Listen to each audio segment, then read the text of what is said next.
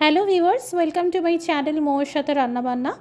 আজকে শেয়ার করব এমন একটি স্ন্যাক্স যাতে লাগবে না কোনো রকম বিস্কুটের গুঁড়ো, আর আলু সিদ্ধ করার কোনো ঝামেলাও নেই।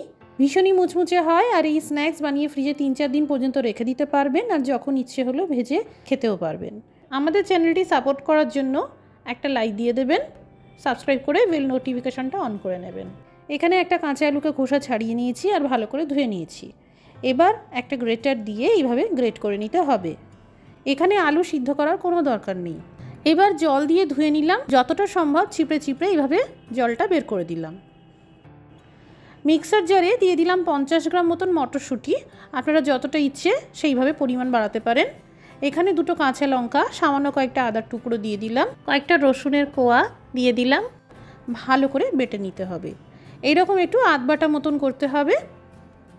এবার এখানে তেলে দিয়ে দিলাম জিরে ফোড়ন, সেই সাথে এই মটরশুঁটির পেস্ট ভালো করে ভেজে নিতে হবে।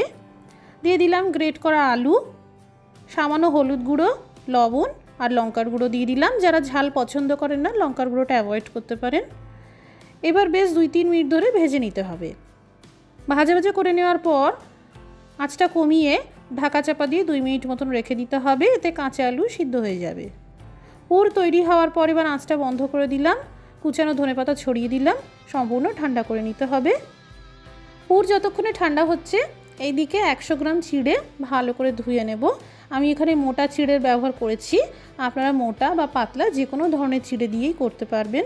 বাজারজাত চিড়ে সবসময় ধুয়ে নিয়ে ব্যবহার করবেন, কারণ এই চিড়ের মধ্যে অনেক ময়লা থাকে, যেটা স্বাস্থ্যের পক্ষে ভালো নয়।